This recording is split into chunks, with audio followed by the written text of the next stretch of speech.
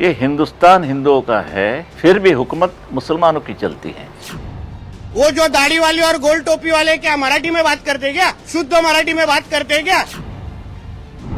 20 साल बाद मुंबई में उद्धव ठाकरे और राज ठाकरे एक साथ एक मंच पर दिखे, वो भी पूरे परिवार के साथ। 48 मिनट के भाषण में ठाकरे ब्रदर्स ने कहा कि अगर मराठी के लिए लड़ना गुंडागर्दी है तो हम गुंडे हैं।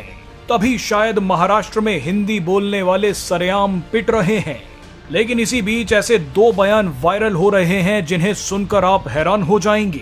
पहला बयान बीजेपी नेता नीतीश राणे का है, जिसमें वो बोल रहे हैं कि मुस्लिमों से मराठी बुलवाकर दिखाओ तो मैं मानूं। तो वहीं दूसरा बयान बाल ठाकरे का है, जिसमें वो हिंदी में एक ऐसी बात कर रहे हैं जो आपको चौंका देगी। नीतीश राणे और बाल ठाकरे का एक एक्सक्लूसिव हिंदी वाला बयान हम आपको आगे सुनवाएंगे, लेकिन पहले देखिए कि आज हुआ क्या है। दरअसल उद्धव और राज ठाकरे ने मिलकर मराठी विजय रैली का आयोजन किया। मराठी अस्मिता को लेकर राज ठाकरे और उद्धव ठाकरे ने बीएमसी चुनाव के लिए एजेंडा सेट कर दिया है। मराठी अस्मिता और मराठी भाषा का सहारा लेकर दोनों भाइयों ने दुश्मनी भुलाकर अपनी डगमगाती राजनीति को स्थिर करने की कोशिश की है। लेकिन सोशल मीडिया पर लोगों का कहना है कि ठाकरे ब्रदर्स का राजनीतिक भविष्य खतरे में है। इन दोनों ने हिंदुत्व के एजेंडे से किनारा कर लिया है। कई लोगों का तो यहाँ तक कहना है कि हिंदू छवि को छोड़कर ये दोनों सेक्युलर बनने की कोशिश कर रहे हैं। आपने देखा होगा कि कई वीडियो वायरल हो रही हैं जिनमें हिंदुओं को सिर्फ हिंदी बोलने की सजा दी जा रही है, मगर जबरदस्ती मराठी बुलवाने के लिए कोई भी मुस्लिम इलाके में जाने के लिए तैयार नहीं है। एक बार एक एमएनएस कार्यकर्ता ने मुस्लिम इलाके में जाकर लोगों से मराठी बुलवाने की कोशिश की थी, लेकिन उसकी जबरदस्त कुटाई कर दी गई। बहरहाल मराठी, हिंदी और सेक्युलरिज्म की इस राजनीति के बीच दो बयान जबरदस्त तरीके से वायरल हो रहे हैं। पहले आपको नीतीश राणे का बयान सुनवाएंगे, उसके बाद बाल ठाकरे का बयान आपको सुनवाएंगे। बाल ठाकरे ने हिंदी में जो कहा था वो आज आपको सुनना चाहिए। मारा ही गया है ना, एक हिंदू को मारा गया है ना, एक हिंदू को मारा गया है, तो मुझे बोलना है कि इतनी हिम्मत जाके नल बाजार और मोहम्मद अली रोड में दिखाओ ना।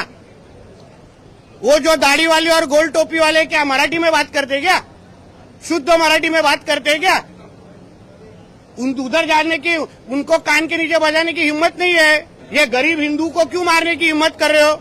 ये सरकार हिंदू ने बिठाई है, हिंदुत्व विचार की सरकार है, इसलिए इस तरह की कोई भी अगर कोई हिम्मत करेगा तो हमारी सरकार भी तीसरी आंख खोलेगी। इतना मैं कहना चाहता हूँ।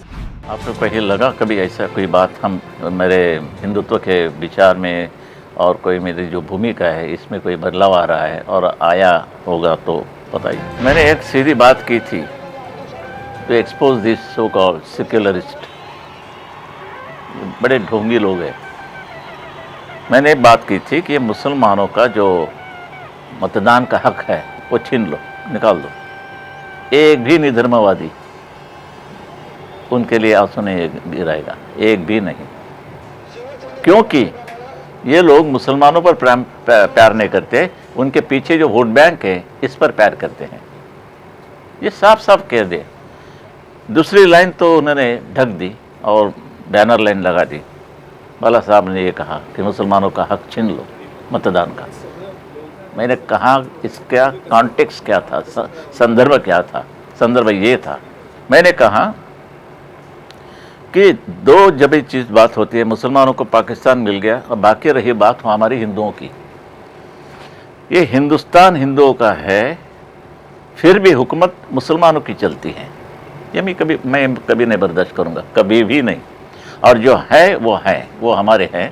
एक नागरिक के हैसियत से हम इनका हक मानते हैं कि यहाँ रहने का उसका हक है मुसलमानों का। लेकिन आप यहाँ रहेंगे और प्यार पाकिस्तान पर करेंगे, कैसे माने हम? हिंदुओं की चलती है कुछ वहाँ, ऐसे कोई मस्ती और गर्व कुछ नहीं चलती।